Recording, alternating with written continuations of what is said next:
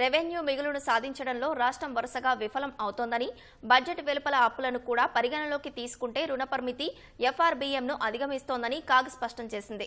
Revenue రాబడి ఎక్కువగా, లోటు తక్కువగా చూపి ఇచ్చిన రుణాల రూపంలోని ఆస్తులను ఎక్కువగా చేసి చూపినట్టయిందని వ్యాఖ్యానించింది. విద్య, వైద్యానికి ఖర్చు చేసినా తక్కువగానే ఉంటోందని, సంక్షేమ పథకాల కేటాయింపులతో పోలిస్తే వ్యయం తక్కువగా నమోదు అవుతోందని కాగ్ పేర్కొంది. విభజన పంపకాల విషయంలో తగినంత దృష్టి కేంద్రీకరించడం లేదని తెలిపింది. 2022 మార్చితో ముగిసిన ఆర్థిక సంవత్సరానికి సంబంధించి రాష్ట్ర ఆర్థిక స్థితిగతులపై comptroller and auditor general CAG నివేదిక ఇచ్చింది. 2021-22లో తెలంగాణ రాష్ట్ర స్థూల ఉత్పత్తి అధిక వృద్ధి రేటు నమోదు చేసిందని కాగ్ పేర్కొంది. 26% మేర రెవెన్యూ రాబడి పెరిగినా రెవెన్యూ మిగులును సాధించడంలో రాష్ట్రం వరుసగా మూడో ఏడాది విఫలమైందని పేర్కొంది. ద్రవ్యలోటు, రుణ బాధ్యతల లక్ష్యాలను సాధించలేకపోయిందని, వివిధ కారణాల దృష్ట్యా రెవెన్యూ 1157 కోట్ల మేర తక్కువ చేసి చూపిందని తెలిపింది. వడ్డీ చెల్లింపు బాధ్యతలు నెరవేర్చకపోవడం వల్ల ద్రవ్యలోటును కూడా 182 కోట్ల మేర తక్కువగా చూపినట్లు పేర్కొంది. రాష్ట్ర బడ్జెట్ నుంచి చెల్లిస్తున్న బడ్జెట్ వెలుపలి అప్పులు, ఇతర చెల్లింపు బాధ్యతలను కూడా పరిగణలోనికి తీసుకుంటే జీఎస్డీపీలో అప్పుల నిష్పత్తి 37.77% ఉంటుందని, ఇది చట్ట ప్రకారం నిర్దేశించిన 25% కంటే ఎక్కువగా ఉంటుందని కాగ్ తెలిపింది. 15వ ఆర్థిక సంఘం నిర్దేశించిన 29.30% కన్నా కూడా ఎక్కువగా ఉందని చెప్పింది. రెవెన్యూ రాబడి ఎక్కువ, లోటును తక్కువ చూపి ఇచ్చిన రుణాల రూపంలోని ఆస్తులను ఎక్కువగా చేసి చూపినట్లయిందని కాగ్ వ్యాఖ్యానించింది.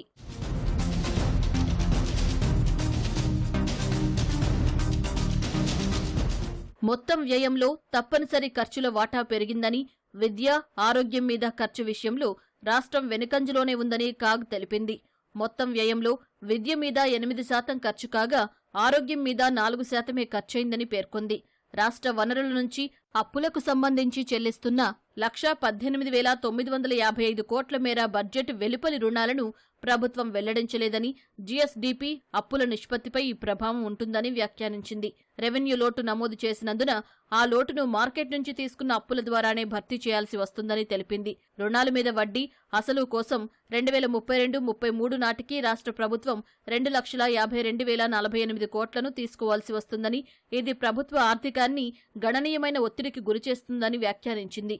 2018-19 తర్వాత ఆంధ్రప్రదేశ్, తెలంగాణ మధ్య ఆస్తులు, అప్పుల పంపకం పురోగతి లేదని, ఇది విభజన పంపకాల విషయంలో తగినంత దృష్టి లేదని చూపిస్తున్నట్లు కాగ్ తెలిపింది.